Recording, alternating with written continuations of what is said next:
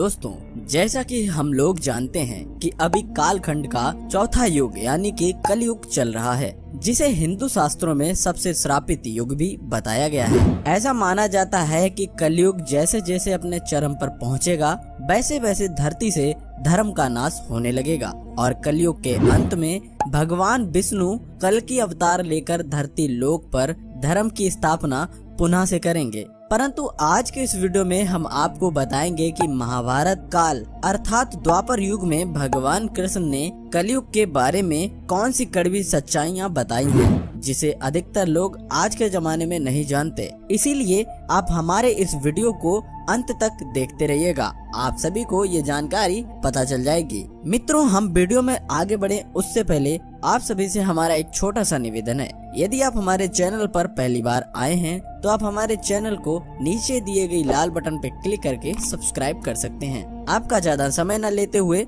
Video की शुरुआत करते हैं। दोस्तों, श्री कृष्ण के अनुसार कलयुग कैसा होगा? अगर देखा जाए तो महाभारत सिर्फ हिंदुओं का ही धर्म ग्रंथ नहीं, बल्कि इस ग्रंथ के अनुसरण से समस्त मानव जाति को जीवन का संपूर्ण ज्ञान मिल सकता है, क्योंकि महान भारत में मनुष्य के जीवन से जुड़ा कोई भी ऐसा विषय नहीं है जिसका वर्णन इस धर्म ग्रंथ में ना किया गया हो। उन्हीं में से एक प्रसंग का वर्णन आज के समय अर्थात कलयुग से जुड़ा हुआ है। महाभारत में वर्णित कथा के अनुसार ये कथा उस समय की है जब दुनिया में सब कुछ हारने के बाद पांचों पांडव वन की ओर अपना प्रस्थान कर रहे थे। जब पांचों पांडव वनवास जाने को हुए तो उन्होंने श्री कृष्ण से कहा, हे वासुदेव, अपना सब कुछ गंवाने के बाद हम पांचों भाई द्रौपदी सहित वन को जा रहे हैं, किंतु हम सभी के मन में एक प्रश्न उठ रहा है, क्या आप उसका समाधान कर सकते हैं? पांडवों की बात सुनकर श्री कृष्ण बोले, ये तो इस बात पर निर्भर करता है कि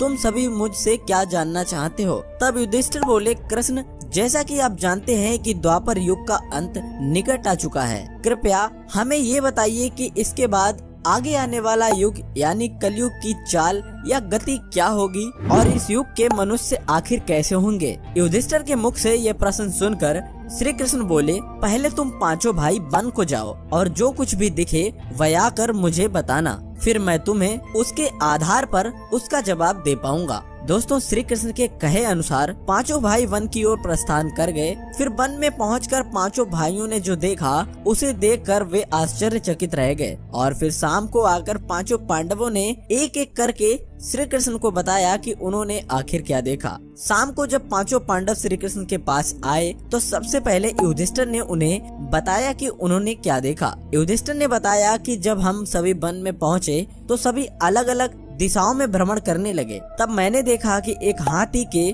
2 सूंड हैं और ये देखकर मेरे आश्चर्य का ठिकाना नहीं रहा। फिर अर्जुन ने बताया कि हे वासुदेव, मैंने एक पक्षी को देखा जिसके पंखों पर वेद की रचनाएं लिखी हुई थीं। वह मरे हुए जानवर का मांस खा रहा था। फिर अर्जुन के बाद भीम ने भी श्री कृष्ण को बताया कि हे कृष्ण, मैंने देखा कि एक गाय ने बछड़े को जन्म दिया है और जन्म के बाद वह बछड़े को इतना ज्यादा चाट कर रही है कि उसका बछड़ा खून से लहूलुहान हो गया है, जिसे देखकर मैं काफी ज्यादा हैरान हो गया हूँ। भला कोई माता अपने बच्चों के साथ ऐसा कैसे कर सकती है? उसके बाद श्री कृष्ण ने सहदेव से पूछा, सहदेव, तुम बताओ, तुमने वन में क्या देखा? तब सहदेव श्री कृष्ण से बोले, हे वासुदेव, मैंने वन में देखा कि एक जगह 6-7 कुएं हैं और आपस के कुओं में पानी है, किंतु बीच का कुआं खाली है। बीच का कुआं गहरा है फिर भी पानी नहीं है। ये देखकर मुझे घोर आश्चर्य हुआ कि आखिर ऐसा कैसे हो सकता है। उसके बाद नकुल ने कहा, हे प्रभु, मैं वन में भ्रमण कर रहा था तो मैंने देखा कि एक पहाड़ के ऊपर से एक बड़ी सी शिला यानी कि पत्थर लुढ़कता हुआ आ रहा है और कितने ही वृक्षों से टकरा कर भी वह नहीं रुक पा रहा है और नीचे की ओर गिरते हुए चला जा रहा है, परंतु उस विशालकाय पत्थर को कोई भी वृक्ष रोक नहीं पा रहा है। इसके अलावा वह शिला कितनी ही अन्य शिलाओं के साथ टकराई फिर भी वह नहीं रुकी। अंत में एक अत्यंत छोटे पौधे का स्पर्श ही पाने से वह वहाँ पर स्थिर हो गई। फिर युधिष्ठिर श्री कृष्ण से बोले, हे वासुदेव, हम पांचों भाइयों ने जो कुछ भी वन में देखा वो आपको बता दिया, कृपया करके इसका अर्थ अब हमें बताइए। तब श्री कृष्ण ने युधिष्ठिर से कहा, हे धर्मराज, जैसा कि आपने कहा कि आपने सूंड वाला हाथी देखा, जिसका अर्थ हुआ कि कलयुग में ऐसे लोगों का राज होगा जो बोलेंगे कुछ और करेंगे कुछ और। कुछ कलयुग के शासक अपनी प्रजा का सभी तरह से शोषण करेंगे। उनके मन में कुछ और होगा और दिखावे के लिए कुछ और करेंगे। अर्थात कलयुग में शासकों के लिए आम लोगों का कोई महत्व नहीं होगा, वो बस राज करने के लिए शासक होंगे। फिर श्री कृष्ण अर्जुन से बोले, हे धनंजय, जैसा कि तुमने देखा कि एक पक्षी के पंख पर वेद की रचनाएं लिखी हुई थीं, लेकिन वह मरे हुए जानवर का मांस खा रहा था, जिसका अर्थ ये हुआ कि कलयुग में ऐसे लोग होंगे जो बड़े ज्ञानी और धनी कहलाएंगे, किंतु उनके आचरण बिल्कुल राक्षसी होंगे। कलयुग में लोग पंडित और विद्वान कहलाएंगे, किंतु ये विचार हमेशा चलता रहेगा कि कोई मरे और उसकी सारी संपत्ति उसके नाम हो जाए। अर्थात कलयुग में मनुष्य धन और संपत्ति के काफी ज्यादा लोभी होंगे, भले ही उनके पास कितना ही धन क्यों न हो। इसके अलावा हे अर्जुन, कलयुग में हर जाति धर्म के प्रमुख पद पर बैठे लोग विचार करेंगे कि कब कोई किसी पद से हटे और हम उस पद पर विराजमान हो जाएं। कलयुग में ऐसे लोगों की संख्या बहुत ज्यादा होगी, कोई बिरला ही संत पुरुष होगा।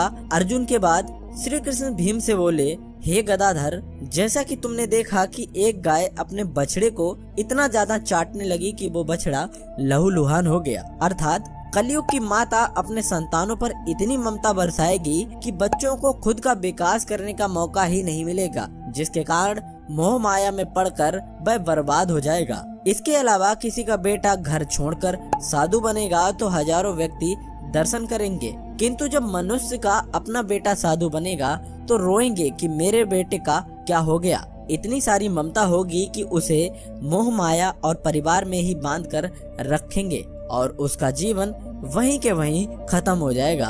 अंत में बेचारा अनाथ होकर वह मर जाएगा। भीम जब श्री कृष्ण के जवाब से संतुष्ट हो गए, तब भगवान श्री कृष्ण ने सहदेव से कहा, सहदेव, जैसा कि तुमने बताया कि तुमने वन में 5-7 भरे हुए कुओं के बीच एक कुआं एकदम खाली देखा, जिसका अर्थ ये हुआ कि कलयुग में पैसे वाले अर्थात धनी लोग अपने पुत्र पुत्री के विवाह में या फिर आलीशान घर बनवाने में लाखों रुपए खर्च कर देंगे, परंतु उनके पास पड़ोस में यदि कोई व्यक्ति भूखा प्यासा मर रहा होगा तो वो लोग उसकी कदापि सहायता नहीं करेंगे, भले ही उनका अपना ही सगा भाई या सगा संबंधी भूख से मर जाएगा, लेकिन वह देखते रहेंगे। इसके अलावा कलयुग में मनुष्य मदिरा, मांस, भक्षण, सुंदरता और वैशन में पैसे उड़ा देंगे, किंतु किसी के 2 आंसू पूछने में उनकी रुचि बिल्कुल भी नहीं होगी। सहदेव, मेरे कहने का तात्पर्य ये है कि कलयुग में अन्न के भंडार होंगे, लेकिन लोग भूख से मरेंगे। सामने महलों में आराम चल रहा होगा, लेकिन पास की झोपड़ी में आदमी भूख से मर जाएगा। एक ही जगह पर असमानता अपनी चरम पर होगी।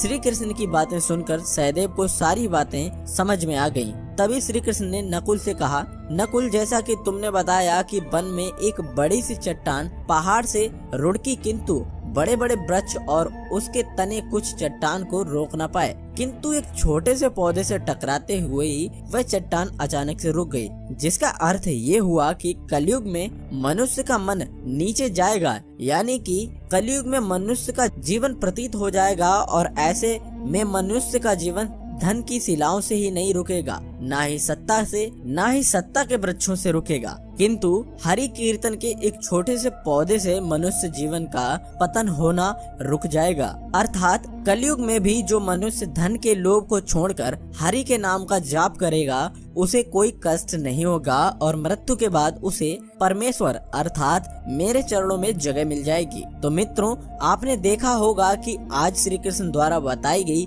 ये सारी बातें सच में घटित हो रही हैं। इसीलिए मनुष्य को चाहिए कि वह कलयुग में अपने धर्म का पालन करे और श्री हरि नाम का भजन करे, तो उसका जीवन आज के जमाने में ही सफल हो जाएगा। दोस्तों, मैं आशा करता हूँ कि आपको हमारी ये आज की वीडियो पसंद आई होगी और आपको श्री कृष्ण द्वारा बताई गई कलयुग के बारे में बातें और ये कड़वी सच्चाई जरूर पसंद आई होगी। अगर ये वीडियो आपको पसंद आई है तो इसे ज्यादा से ज्यादा लाइक करें और अपने दोस्तों के साथ इसे शेयर करना बिल्कुल भी ना भूलें। अगर आप हमारे चैनल पर पहली बार ये वीडियो देख रहे हैं और आप ऐसी वीडियो देखना पसंद करते हैं तो आप हमारे चैनल को सब्सक्राइब भी कर सकते हैं, क्योंकि आपके लिए बहुत सारा कंटेंट अभी आने वाला है। हम मिलते हैं आपको अगली वीडियो में, तब तक के लिए धन्यवाद।